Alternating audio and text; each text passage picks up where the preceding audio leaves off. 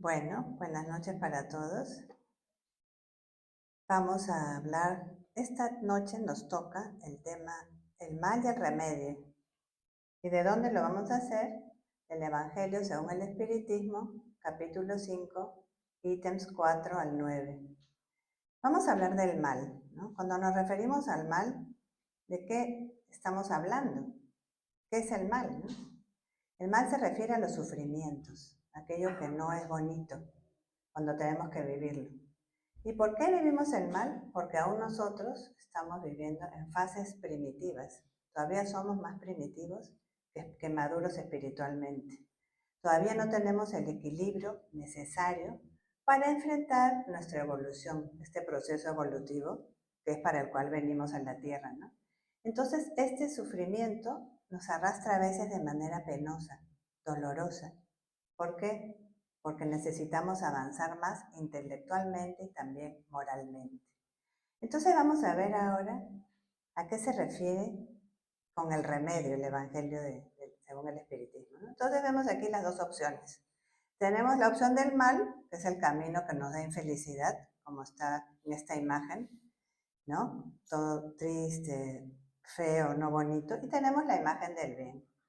Pero nosotros queremos conseguir el bien, porque todos queremos vivir con cosas buenas, con tranquilidad, ¿no?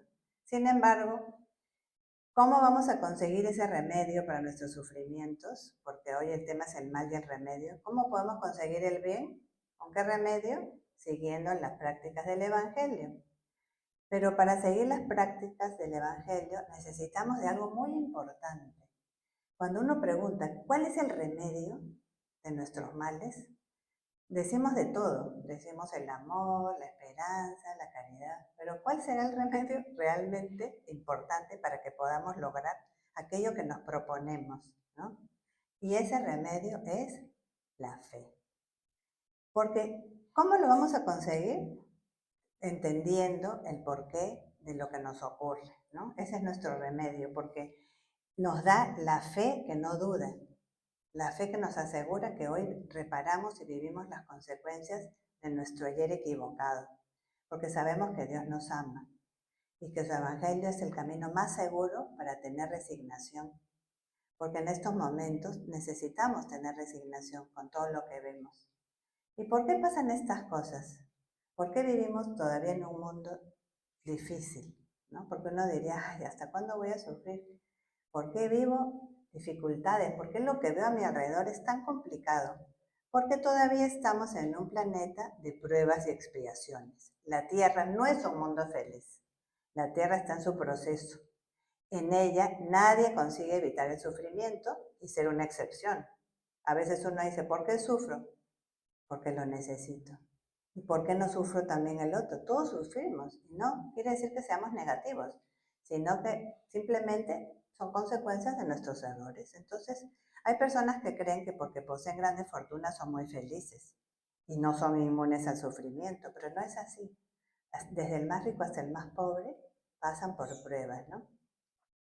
Y este sufrimiento se da siempre sorpresivamente, como la angustia y la soledad interior, el vacío existencial, tanto como en crueles enfermedades degenerativas o disturbios de conducta y trastornos psiquiátricos más graves.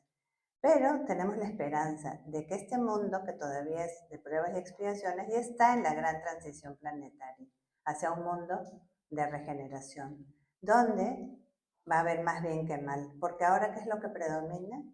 El mal. Todavía no predomina el bien, debido a nosotros mismos, que somos los que generamos los pensamientos, que no son pensamientos elevados, ¿no? La mayoría de las personas en la Tierra tienen pensamientos negativos, mucho más negativos que positivos. Es así. Y muchos llevan el corazón llenos de tormentos, de conflictos, porque la felicidad todavía no es de este mundo. Pero ¿qué sí es de este mundo? La alegría. Todos tenemos momentos bonitos, tenemos momentos alegres, entonces debemos aprovechar esos momentos. Y cuando estemos pasando momentos difíciles, pensar en algo bonito, en algo que nos recuerde cosas agradables, para así ir superando los momentos difíciles. Entonces vemos aquí que la mejor medicina para aliviar todos los dolores de la vida es la fe. ¿Pero qué tipo de fe? Cuando hablamos de fe, hay muchos tipos de fe, como hemos hecho en otras conferencias, ¿no es cierto? Vamos a hablar aquí de la fe razonada, la que se apoya en los hechos tanto como en la lógica y no deja en pos de sí ninguna oscuridad. Todo está claro, no hay dudas. La persona cree porque tiene certeza y tiene certeza porque ha comprendido que Dios es justo y por eso a cada uno le da lo que necesita. Dios no decide al azar, no. Todos tenemos un bagaje de experiencias y todos ellos son lo que nos hacen vivir lo que nos toca hoy, ¿no? Entonces, solo es inquebrantable, solo es una fe duradera la que puede mirar en todas las épocas de la humanidad a la razón cara a cara. Porque este libro Los Espíritus, que fue publicado el 18 de abril de 1857 por Allan Kardec, está tal cual como si lo hubiera escrito hoy día. Es tan claro, tan conciso, que uno diría, lo escribió hoy, ¿no? Porque no hay ninguna duda, todo está claro. Por eso es importante entender que esta es una fe basada en la lógica y en la razón, y ya está demostrado científicamente que sobrevivimos a la muerte física, que somos espíritus inmortales. Entonces, por medio de la razón, el hombre analiza los elementos que demuestran la presencia de Dios y la sabiduría que guía y ordena el cosmos, ¿no? Entonces, mientras más evolucionada es la persona, también se vuelve más sensible al dolor. Mientras más primitiva, menos le afecta. Entonces, ¿cuántas veces nos tocarán pasar exámenes difíciles? Las que necesitemos. Y vemos aquí que hoy vivimos guerras, hambrunas, pandemias, sequías, terremotos, volcanes, todo lo que se puede imaginar es lo que nos toca vivir. Enfermedades degenerativas, con el consecuente desgaste del cuerpo físico. Y todo eso porque todavía estamos en un planeta en transición planetaria. Tiene que pasar estas cosas. Pero eso es, entre comillas, lo malo que nos toca vivir. Pero Dios nunca nos abandona. Ustedes saben que hay 130 millones de personas que dependen de la asistencia humanitaria en el mundo para poder sobrevivir. 130 millones. Y el Día Mundial de la Asistencia Humanitaria es el 19 de agosto. ¿Y por qué lo digo? Para que sepamos que detrás de este mal también hay cosas buenas, que hay gente que ayuda, que hay ayuda humanitaria. Por ejemplo, en la Dana de Valencia, los bomberos estaban ahí, y no solo los bomberos, en España que hace poco, en octubre del año pasado, han muerto 227 personas en este caos que ha habido de todas las tormentas que hicieron que el lodo se lleve los autos, entrar a las casas, a los sótanos. Y las personas de los pueblos vecinos fueron a ayudar, porque la ayuda no llegaba. Entonces vemos que ese es el bien también, ¿no? Las personas que van a colaborar y ayudar. Y tenemos también la ayuda humanitaria, como digo, que no abandona a la gente. O sea, por más que hayan cosas malas, siempre hay buenas personas también que ayudan y van a socorrer a los que más sufren. ¿Y qué son los sufrimientos? Después de hablar de todas las catástrofes, de todo lo malo que nos pasa. Son los acontecimientos naturales causados por nuestras imperfecciones morales, por nuestros errores. Sin ellos la soberbia, el ego, el orgullo y la agresividad serían insoportables. Imagínense cómo seríamos si pudiéramos hacer lo que queremos, nada nos pasa, nos sentimos los superiores. Entonces el sufrimiento es un mal que hace bien, aunque no lo entendamos muchas veces. Ese mal nos hace bien, porque nos ayuda a bajar la cabeza, a ser más humildes. Y el sufrimiento no es para siempre, es temporal. Dios no nos ha creado para sufrir solamente. Habrá más sufrimientos mientras predomina el orgullo, el ego. ¿Por qué? Por la inmadurez psicológica y la falta de reflexión, ¿no? Entonces el sufrimiento es la terapia del dolor momentáneo que necesitamos todos nosotros por no habernos comportado correctamente. Dios vela por nosotros y nos ayuda siempre, pero no de la manera como queremos, sino como debemos. Entonces, debemos aceptar lo inevitable, que no podemos cambiar, con una buena actitud, con una actitud tranquila, serena, sabiendo entender que todo pasa por algo. Entonces vemos aquí, en este libro En busca de la verdad, de Divaldo Franco y Joana de Ángelis Espíritu, que nos dice, ¿qué significa el bien? El bien es todo aquello que contribuye en favor de la vida, de su desarrollo ético y moral y de su construcción edificante que propicie satisfacciones emocionales. Entonces vemos aquí todo lo que es a favor de lo bueno, de lo positivo, de la moral, de los valores, propicia satisfacciones emocionales, eso se considera lo bueno. Y el mal es todo aquello que produce aflicción, que se transforma en problema, que obra para perjudicar al otro, al grupo social también, conduciendo a la aflicción moral y a la destrucción. Entonces vemos que lo que uno hace mal tiene consecuencias negativas, ¿no? Vemos aquí una persona presa. ¿Por qué? Porque se comportó mal, de una manera incorrecta. Y para esto existen leyes humanas, que son las que vemos aquí, como es en la cárcel, y también las leyes morales, las leyes divinas. Porque aunque nosotros no nos enteremos de las cosas malas que se hacen, Dios ve todo y sabe cuando nos hemos comportado mal, ¿no? Entonces, vamos a ver, en la pregunta 630 del libro de los Espíritus, continuamos para entender bien cómo se puede distinguir el bien del mal, pregunta Allan Kardec a los espíritus superiores. ¿Y qué nos dice? El bien es todo aquello que está de acuerdo con la ley de Dios, todo lo que está bien con las leyes divinas, y el mal, todo lo que de ellas se aparta. ¿Qué quiere decir? Que hacer el bien es actuar conforme a la ley de Dios, y hacer el mal es infringir dicha ley. Porque Dios nos enseña las leyes morales que ya hemos aprendido en otras conferencias, como la ley de amor, de justicia y de caridad, ¿no? Entonces, cuando uno no practica esas leyes, sobre todo esa, es egoísta, es orgulloso, avaro, malo, equivocado, está yendo en contra del bien, en contra de las leyes divinas y por lo tanto está actuando mal. Y en la pregunta 167 pregunta Allan Kardec, ¿cuál es el objetivo de la reencarnación? Porque uno dice, venimos de existencias pasadas y hoy estamos aquí, pero ¿para qué reencarno? ¿No? ¿Por qué? Para la expiación y el mejoramiento progresivo de la humanidad. Si nosotros no tuviéramos más existencias, no podríamos cambiar. En una sola existencia no podemos mejorar todo lo que nos falta, imagínense. Tenemos todavía tanto que corregir, pero no nos pongamos tristes porque podemos empezar en esta, por ejemplo, yo quiero ser paciente, entonces empiezo a trabajar la paciencia. Ya después avanzaré más en otra existencia, pero si no, ¿dónde estaría la justicia? ¿Por qué Dios escoge, por ejemplo, gente que nace sana o gente que nace con enfermedades congénitas? Porque hay gente que pierde a sus seres queridos a una edad temprana, ¿no? Niños que se quedan huérfanos o un familiar que desencarna de bebé. Uno diría, ¿dónde está la justicia? ¿No?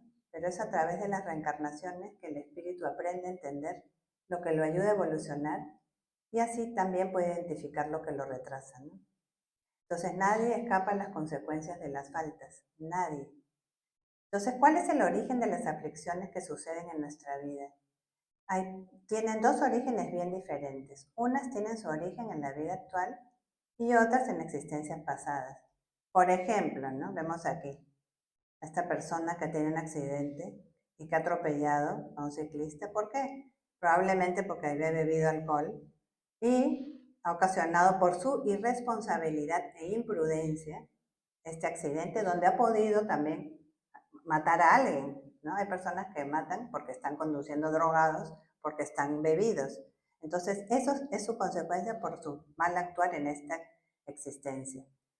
Y tenemos, por ejemplo, la gente que se toma selfies, ¿no? Ahora que está tan de moda tomarse fotos en todas las situaciones. Ha habido casos de jóvenes, de chicas y chicos que por tomarse un selfie, sacando la cabeza fuera del auto, o en un puente, o en algo así, se han caído o ha pasado el tren, me parece, una vez, y han muerto, han desencarnado.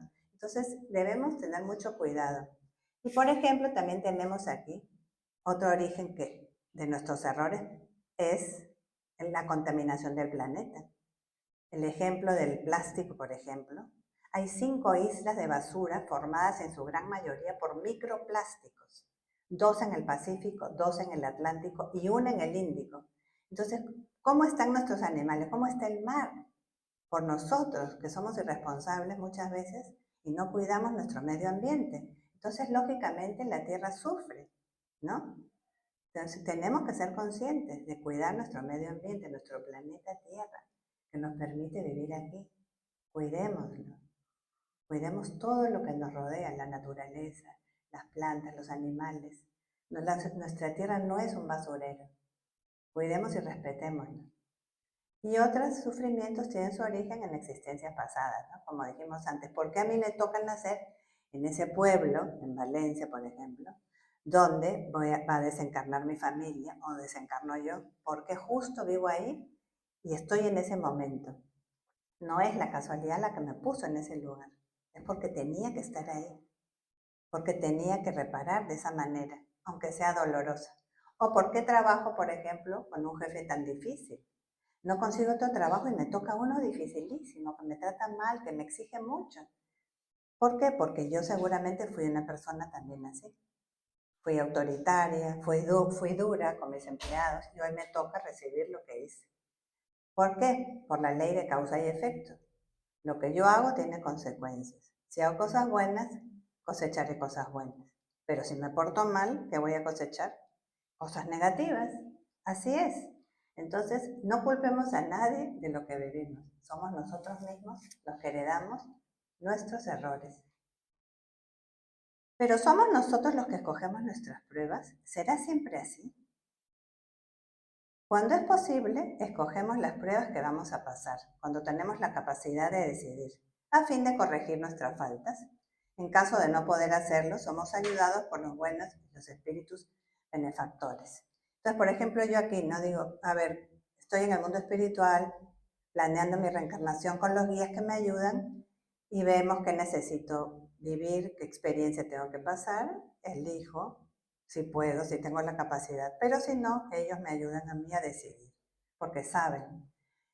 Los que sufren mucho son los espíritus endurecidos, mientras que los espíritus deudores que están más esclarecidos piden reparar sus faltas de una manera también dolorosa, pero más tenue. Vemos aquí en el mundo espiritual, esto es de la película Nuestro Hogar, hay ministerios, está el Ministerio de Reencarnación también, donde se planifica la encarnación, ¿no? Esta es en la colonia Nuestro Hogar. Y en la pregunta 262, ¿de qué modo el espíritu, que en su origen es simple, ignorante y sin experiencia, puede elegir una existencia con conocimiento de causa y ser responsable de esa elección? ¿Cómo un espíritu que en verdad su origen es simple, ignorante y sin experiencia, puede elegir una existencia con conocimiento de causa y ser responsable de esa elección? Y nos responden los espíritus superiores. Dios suple su inexperiencia al señalarle el camino que debe seguir, como haces tú con un niño desde la cuna. Dios te ayude. Poco a poco lo deja ser dueño de elegir a medida que su libre albedrío se desarrolle. En ese caso, si no escucha los consejos de los buenos espíritus, suele extraviarse y seguir el camino del mal. A esto se lo puede llamar la caída del hombre. Entonces vemos que Dios nos ayuda porque somos todavía como niños pequeños y nos va dejando elegir a medida que vamos desarrollando nuestra capacidad de decisión, nuestro libre albedrío. Pero si nosotros hacemos caso omiso de la inspiración de nuestros guías, si actuamos mal, no escuchamos a nuestro espíritu protector y hacemos lo negativo, ¿qué va a pasar? Vamos a tener caídas. Después nos arrepentiremos y volveremos al mundo espiritual y nos arrepentiremos y pediremos en una nueva existencia reparar aquello que hicimos mal, ¿no? Entonces, es importante ser conscientes de eso, ¿no? Y en el libro Regocíjate en Dios, de Divaldo Franco y Johanna de Angelis Espíritu, nos dice, cada testimonio, toda aflicción bien recibida, te faculta mayor percepción de la realidad, mejor sensibilidad para el discernimiento de lo que puedes y debes hacer, así como de aquello que no debes y no puedes hacer. Entonces vemos aquí que nos va ayudando todo lo que nos toca vivir a ser más sensibles, a poder discernir de todo lo que podemos hacer y debemos hacer.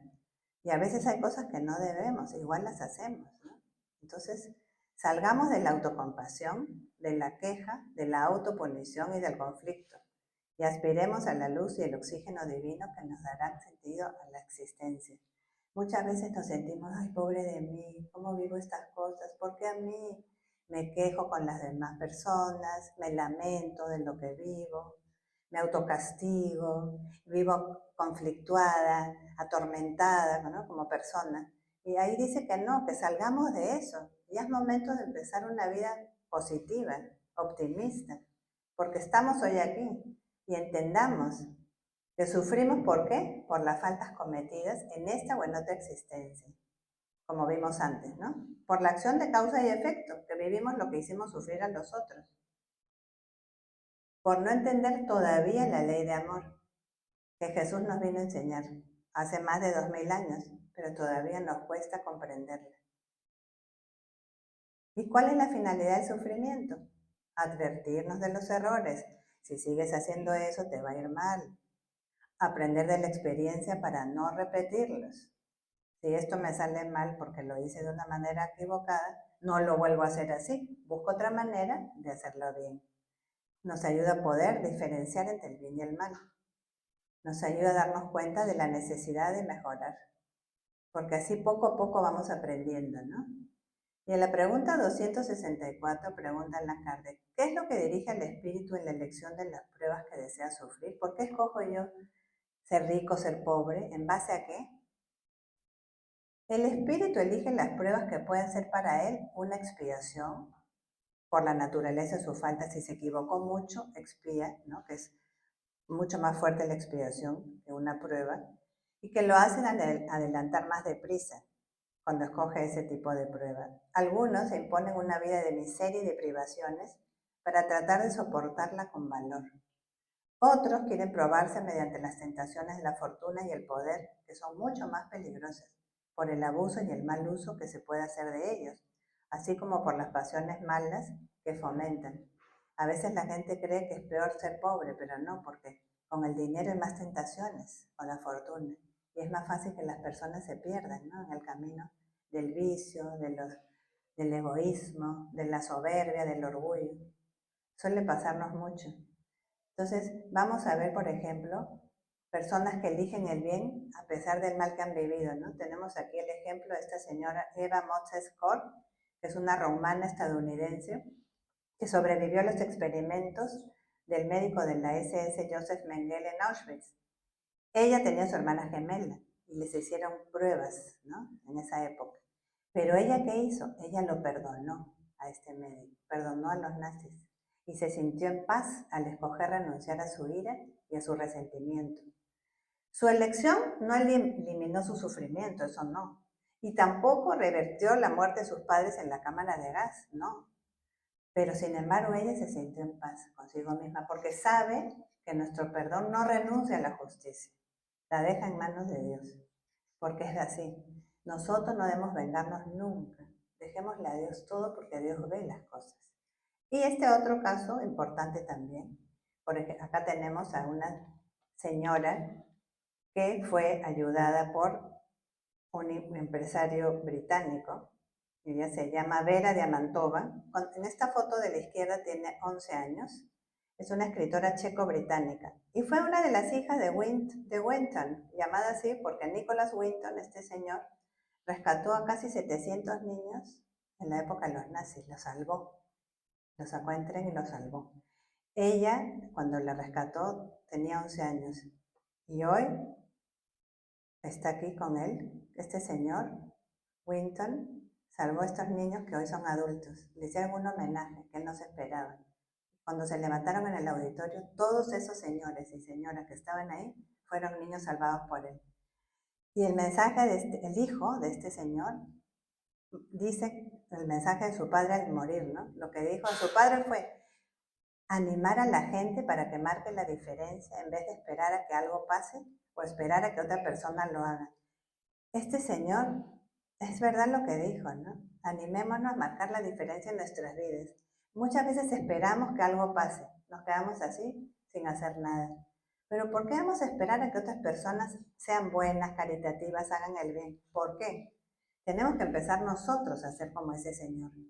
En pequeñas dosis, poco a poco, con el vecino, con alguien en nuestra casa, perdonando a esa persona, entendiéndola que es como es porque quiere serlo, no obligando a nadie a ser como queremos.